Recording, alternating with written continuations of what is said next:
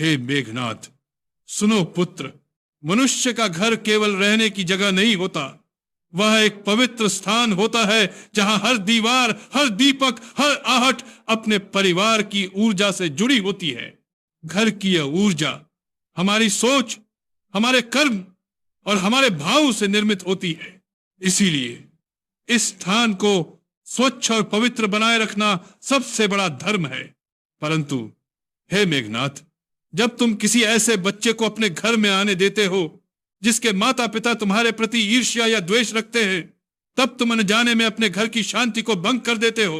वह बच्चा भले मासूम हो, लेकिन वह अपने घर की ऊर्जा लेकर चलता है, और अगर उस घर में जलन या द्वेष है तो वह नकारात्मक शक्ति तुम्हारे द्वार तक पहुंचती है। हर घर की अपनी एक अदृश्य तरंग होती है। कुछ घरों में प्रेम और सद्भाव की तरंगें उठती हैं, तो कुछ घरों में ईर्ष्या, तृष्णा और कलह की।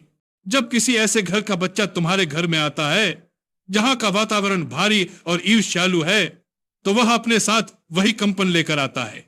धीरे धीरे तुम्हारे घर की सकारात्मक शक्ति कमजोर होने लगती है, बिना तुम्हारे जाने। यह संसार केवल दिखाई देने वाली वस्तुओं से नहीं, बल्कि ऊर्जा से संचालित है। जिसका मन जैसा होता है उसका प्रभाव वैसा ही फैलता है। खुश व्यक्ति का घर उजाला फैलाता है, ईर्ष्यालु व्यक्ति का घर अंधकार, और उस अंधकार का एक छोटा अंश भी जब तुम्हारे घर में प्रवेश करता है तो तुम्हारे सुख के दीपक की लौ डगमगाने लगती है। मैंने ये सत्य अपने जीवन में बार बार देखा है। लोग सोचते हैं कि बुराई कर्म से आती है, परंतु बुराई कई बार केवल संग से भी आती है। जो तुम्हारे प्रति द्वेष रखता है उसका बच्चा भी अनजाने में उस द्वेष की लहर तुम्हारे घर में छोड़ जाता है। वह खेलते खेलते, हंसते हंसते तुम्हारे घर की ऊर्जा को बदल देता है, और फिर एक दिन तुम सोचते रह जाते हो, अचानक इतनी अशांति क्यों आने लगी, इतना भार क्यों महसूस होता है। हे पुत्र, यह समझो, अतिथि तभी देवता होता है जब उसका मन पवित्र हो। हर आने वाला देवता नहीं होता।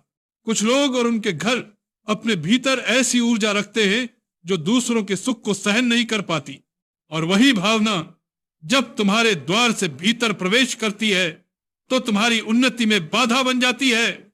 इसलिए हे मेघनाथ, अपने घर के द्वार को केवल ताले से नहीं, विवेक से सुरक्षित रखो।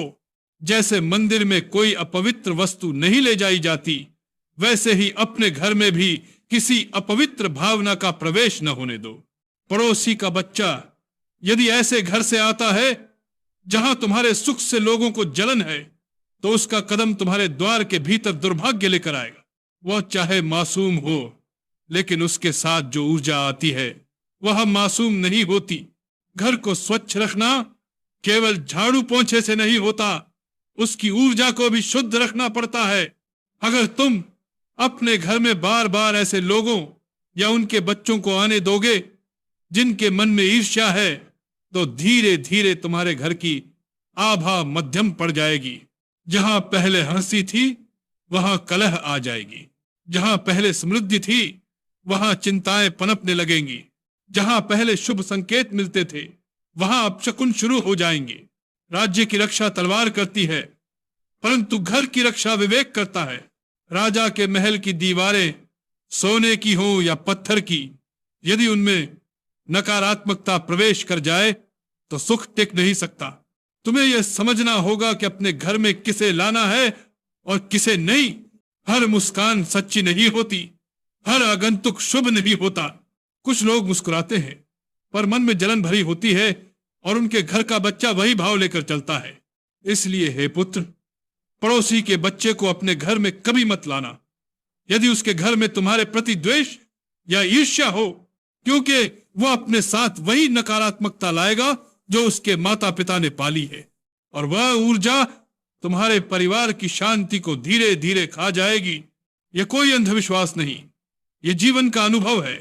जिस घर की ऊर्जा शुद्ध रहती है वहां लक्ष्मी का वास होता है, वहां प्रेम बढ़ता है, वहां सफलता बनी रहती है।